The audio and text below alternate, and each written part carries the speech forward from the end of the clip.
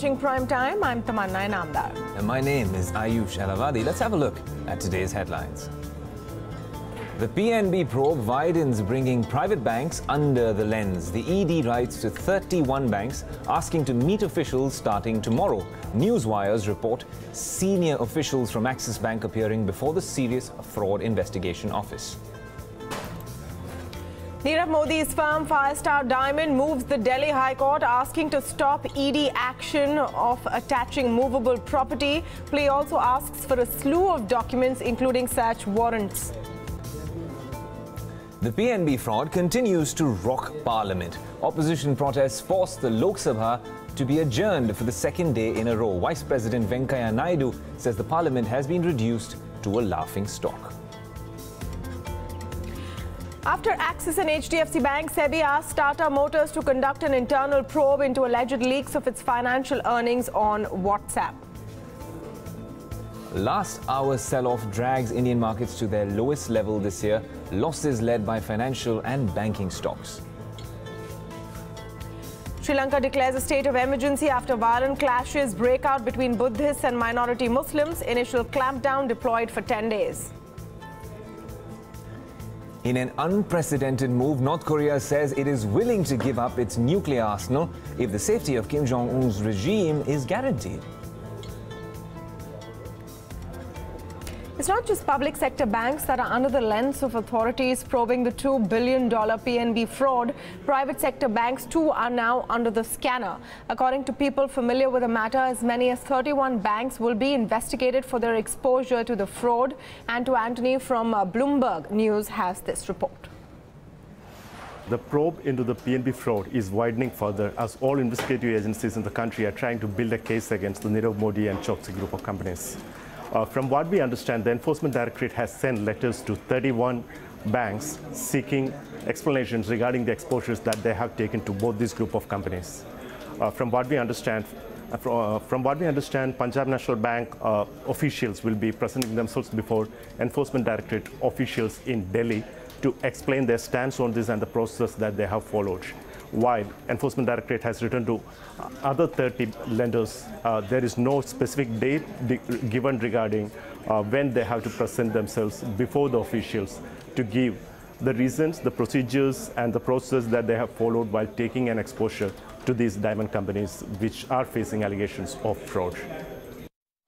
Well, the Finance Ministry too has stepped up its vigilance. North Block has asked all state-owned banks to obtain the passport details of all borrowers who have taken in loans in excess of 50 crore rupees. This has to be done within 45 days so as to prevent any potential fraudsters from leaving the country. This is yet another step taken by the government to tighten the security in the banking system. Last week, the Cabinet approved the Fugitive Economic Offenders Bill, a regulation that will help the government in recovery of unpaid dues. The Cabinet had also approved setting up of a National Financial Reporting Authority as an independent regulator for the auditors. Now, meanwhile, Nirav Modi's Firestar Diamond has moved the Delhi High Court against the money laundering case lodged by the Enforcement Directorate. Firestar Diamond International, which is named as one of the accused in the case, has sought the court's direction to provide documents, including search warrants from the ED and the Finance Ministry. The ED has registered the money laundering case against Nirav Modi, his firms and others on the basis of a CBI FIR. A lot of developments on the PNB fraud probe today.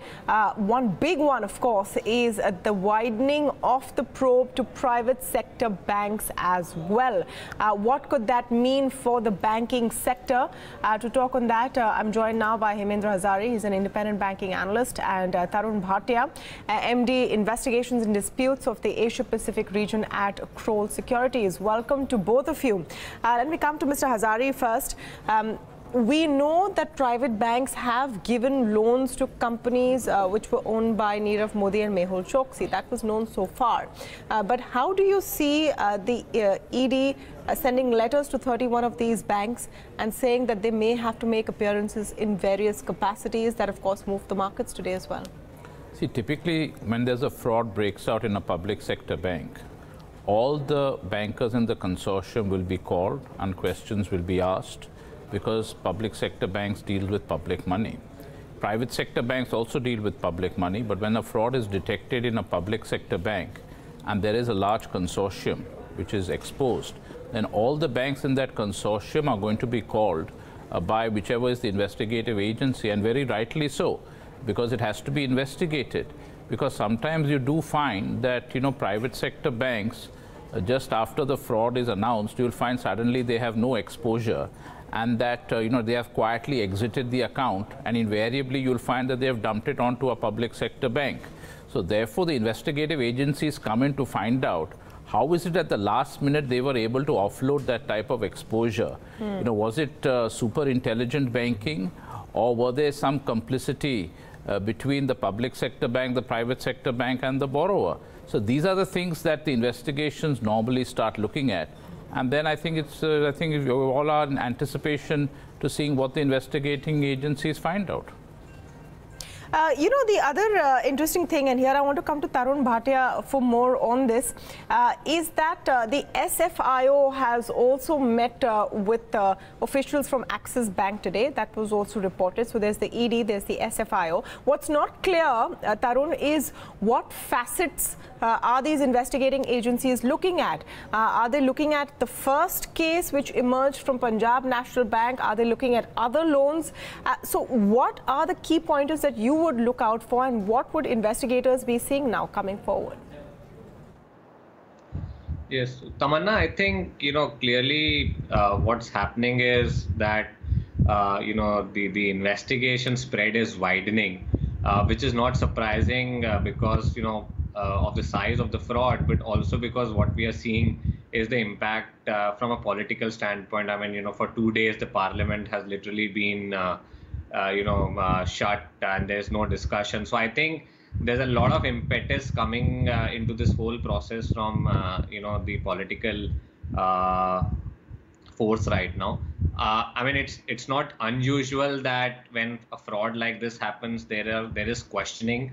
I think it may be unprecedented that the senior most people in this case are being called. There is already arrests which have happened both in PNB as well as with the firms related to Nirav Modi and Choksi. So I think clearly as the questioning widens, there will be this risk of is this fraud much more widespread.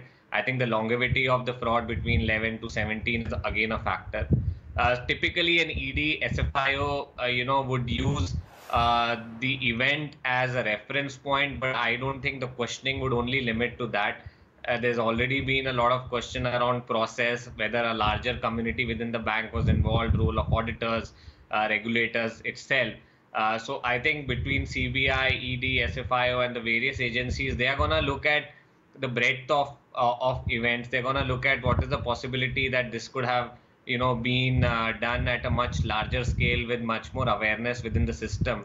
I think the seriousness being attached to it is unprecedented, as I said. However, the questioning itself, one doesn't know whether it is driven by some identification of information which is leading to this questioning, or it is more widening the net so that more information is collected. I think that's currently not clear. Right. Mr. Hazari, I'd like you to weigh in on that as well, because this is unprecedented in so many ways. And the fact that, like the Manna was saying, that be it Chanda Kochar or Shikha Sharma actually being called in by the SFIO to discuss this and to understand the gravity of the situation, would you say it sort of signals the fact that the authorities really mean business when it comes to something like this? To get to the bottom of this, it's now become a very serious sort of an issue. No, obviously it is a very serious issue, because one is the size of the fraud, two is that the kind of political pressure, and three is that the main people involved in the fraud out of station. They very conveniently flew the coup. Now the issue really is that no one really expected new private sector bank CEOs to be called to the fraud office. Yeah. Now this is extremely embarrassing, because foreign ownership in these banks is very high. The kind of valuations they trade at, which is at a premium to the government banks. So when you have some banks trading at a premium to a large section of other banks, you don't expect their CEOs to be called to the fraud office of all places. Here we've had them being interviewed in Davos by the media, and now we are going to see them being interviewed by the fraud office. So, these are extremely worrying signs. Now, we really don't know what exactly the investigative agencies are looking for. Is it just mere clarifications?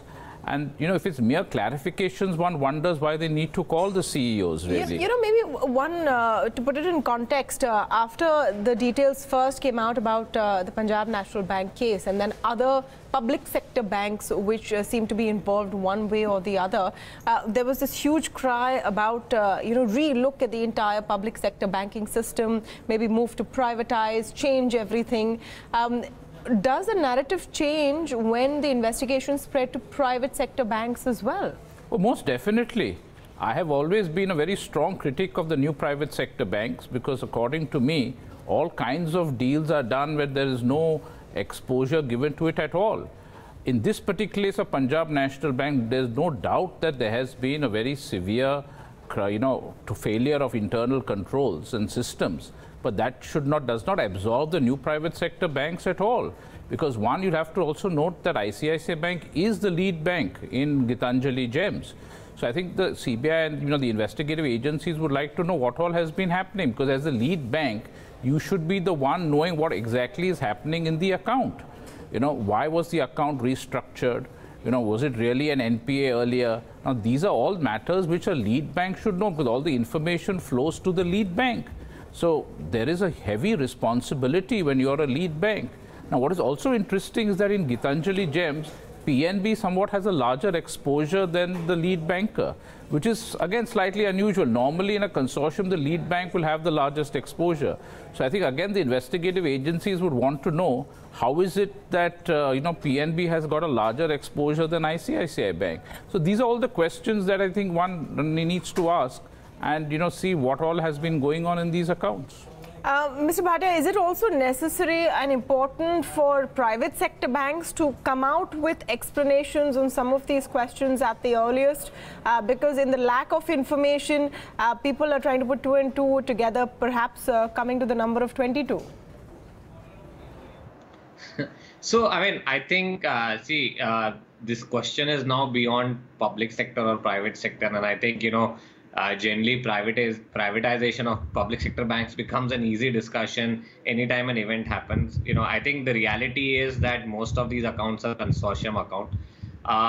I think the key difference is, questioning the authorities of banks, whether it's CEO or should it be the chief risk officer or a credit officer, I think, or a vigilance or a compliance officer. I think the investigative agencies know that better. I think the key thing here is to keep it focused. We need to look at this event in the light of the broader environment where, yes, banking sector has been in crisis, but an insolvency and bankruptcy code came in. We are trying to do resolutions. There is genuine interest in some of the large credits where we see resolution. In that environment, if suddenly the whole approach is of, questioning which is beyond fraud and actually questioning every action of the management, that we believe is the biggest risk here. Clearly the fraud has happened and investigative authorities should look deeper into it. But generally what happens in events like this is, the probe can widen into various aspects, rightly or wrongly, where the decision making itself gets questioned. So I think we are now beyond private and public. We've seen exposures of gems and jewelry is not unique to public sector bank. Absolutely. NPA problem has not been unique. So I think that's no longer a debate. And I think if something wrong has happened, even at private banks, they are accountable. And I think, it's not fair to be bashing the PSU banks on that account. And if fraud has happened in PNB and similar fraud has happened in other banks, they need to come out. But our expectation is, and typically when we would do such investigation, the intention should be to focus on the event and of course what it affects. But, you cannot suddenly, if it paralyzes the banking system, I think that would be the biggest risk here, because every management, every CEO, if they start thinking, will every action be questioned? Because let's not forget, before the fraud, many of these accounts were functioning accounts. Even today, many of the NPAs are not considered as accounts. Of course, those risks now become even greater. Thank you so much, Tarun Bhatia and Hemendra Zari, for joining us in this conversation. Meanwhile, some news coming in from Axis Bank, which has said that it has a 200 crore rupee exposure to Nirav Modi and Gitanjali Gems accounts. It has also said that bank is not the leader to the consortium in either case. They were, summoned by the SFIO for details of Nirav Modi and Gitanjali Gem accounts. They reiterate that the RBI penalty will not have any material impact on them. There was a 3 crore rupee penalty on Monday. So that story is developing as we speak. Thank you so much, Hemendra, once again for joining us. All right, moving on. Market regulator SEBI has ordered Tata Motors to conduct an internal probe into the alleged leak of its financial earnings on instant messaging platform WhatsApp. This is the third company that SEBI is pulling up for the alleged leak. Sajid Mangat joins us for more on the show. Sajid, what has SEBI really found out in this case, and what's the latest development? As part of its ongoing probe with respect to WhatsApp leak, SEBI is looking at a clutch of nearly 12 companies, and we have already seen orders coming out against Axis Bank, SGFC Bank, and today Tata Motors is the third company where SEBI has asked for an internal probe on the alleged leaks of financials for the third quarter of FY16. Remember, the results of FY16 third quarter were available on WhatsApp, and the results were very similar to what was leaked to the WhatsApp with respect to turnover, EBITDA, margin, profit before tax, profit after tax, and insurance claim. Something which is very intriguing for SEBI. SEBI hasn't pinpointed where the entire fault lies, but it has asked the Tata Motors management to bring in systems and processes and also clarify who are the people who will be in charge or who will be responsible for keeping the secrecy of these numbers till these are disclosed, approved by the board and disclosed to the stock exchanges. So this is the ongoing thing. What SEBI has asked them is to come out with a probe within, do the entire inquiry within 3 months, and within completion of the inquiry, the entire thing should be submitted to SEBI within 7 days. So this would be something which will be watched out for, and as we see, it's getting more and more murkier because while Axis Bank was related to 2017 and 16-17, SEBI has gone as far as December 2015 for Tata Motors. So it's going to be interesting to see which are the other companies where SEBI will come out with a similar order of asking for inquiry as well as some explanation from these companies. Well, thanks for that, Sajid Mangat there with all the latest details. Now shifting focus to all the trading action. What started off as a good day took a turn for the worse in the final hour of trade. Both the Sensex and the Nifty suffered losses of more than 1% as Indian equities hit their lowest level this year. Nirav Shah wraps up the day's market action in this report. Terrible day of trade, to be honest, from a bull's perspective, because we ended at fresh lows for the day. We ended at fresh lows for the calendar year as well, and in fact the lowest level since December 15th or December 13th, 2017. About 1% lower for the Nifty and the Sensex. The mid caps and the small caps actually fell a bit more. The Nifty Bank fell a lot more, about 1.5% lower. And if you look at the mid caps and the small caps too, about 1.5% apiece for both of these. Now let's take a look at the top components, the movers and the shakers. Sun Pharma, maybe the market knew about the story. We broke the story yesterday, of course. Today there was a sell on news, down from the start of the trading day today. Mahindra & Mahindra down about 2.5%. A clutch of banks came under pressure. IT came under pressure. SBI, ICICI Bank amongst the banking names that were under pressure today. And then the IT pack too. TCS, Tech Mahindra, and a clutch of other mid-cap names too came off in the session today. So not a happy hunting ground. There are very few stocks which are bucking the trend. You could argue that all marketing companies stayed stable or marginally in the green. So BPCL and IOC in the green, HPCL just about there. It was not a bad day for the oil marketing companies, but those are few and far in between. The entire Adani group of stocks cracked meaningfully. Adani Enterprises 7%, Adani Power down 4%, Adani Ports too fell about a couple of percentage points. So this group, in addition to the Anil Dhirubhai Ambani group stocks, came off quite rapidly in the session today. Liquor stocks, maybe because of the hike in excise duty in Haryana, and that maybe impact sentiments. So Radico Khaitan, United Spirits, and even the smaller ones like Som Distilleries, for example, didn't have a great day in trade, correcting on fairly heavy volumes. What bucked the trend at the broader end of the spectrum? Carborundum Universal 4% higher, Coromandel about 3% higher, the distinct flight to quality, and stocks like Syngene went up in trade today as well, about 1.5%. Wakrangi for second day in a row, up about 5%.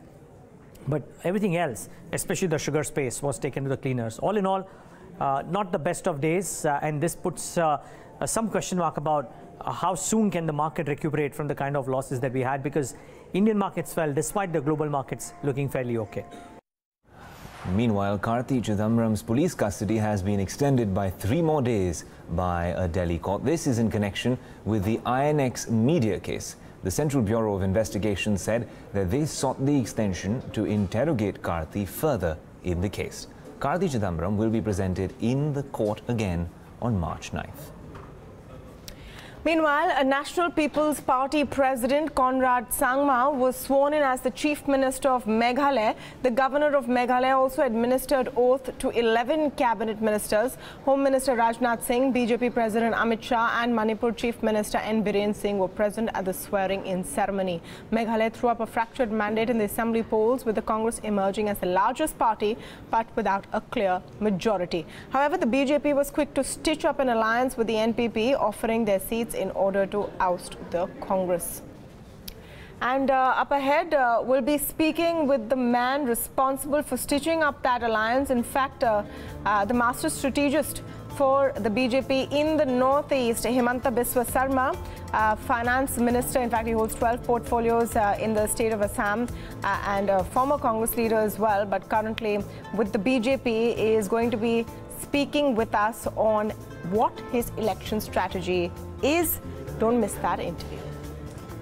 Well, of course, that promises to be an interesting primetime debate. But staying with the topic, only 3 days after the BJP came to power in the northeastern state of Tripura, the region has witnessed its first signs of violence. A blame game between the BJP and the left has begun over the destruction of a statue of communist icon Lenin. Have a look.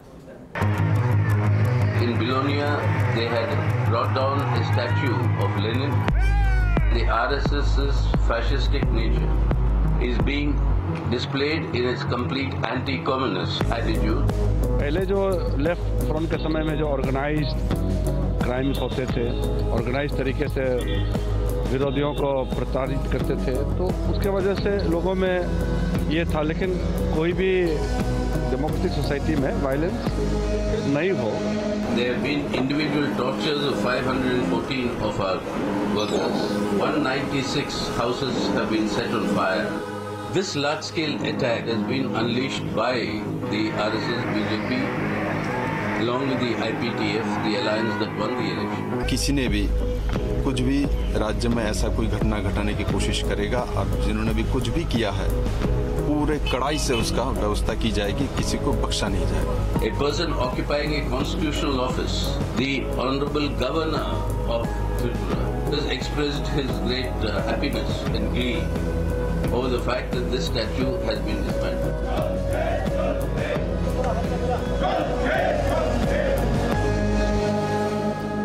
And a big sign that tensions may be easing along the Korean peninsula. South Korea has said that North Korea is willing to give up its nuclear weapons if the safety of Kim Jong Un's regime is guaranteed. But the development has also raised suspicions that Kim Jong Un might be employing another tactic to ease sanctions on his country. Kim Jong Un and South Korea's President Moon Jae-in will be meeting in April. South Korean envoys are also expected to visit the US soon to move the Trump administration for talks with North Korea. Meanwhile, Donald Trump has tweeted, and I quote, "Possible progress is being made in talks with North Korea for the first time in many years. A serious effort is being made by all parties concerned. The world is watching and waiting." Maybe false hope, but the US is ready to go hard in either direction. Well, the other big international development, the Sri Lanka government today declared a state of emergency for 10 days in the country. This comes after violent clashes broke out between Buddhists and minority Muslims in the central district of Kandy. Fresh curfew was imposed today, and heavily armed special task force units were deployed in Theldenia and Palakkal areas of the Kandy district. So Tamanna, earlier in this show you did mention that there's that very interesting chat that you're going to be having on Primetime Debate. Yeah, I had an opportunity to speak with Himanta Biswa Sarma, and we're playing out that interview in just a few minutes from now. A lot of quotable quotes. He gives several headlines through that interview, pulls no punches, and he's an interesting story. How did they manage? How did they pull off this feat? Well, he claims they did it in 10 minutes. The Meghalaya alliance was stitched up in 10 minutes. Wow. That's how easy it was. Wow. But let's not reveal more. Do watch that interview. It's coming right up.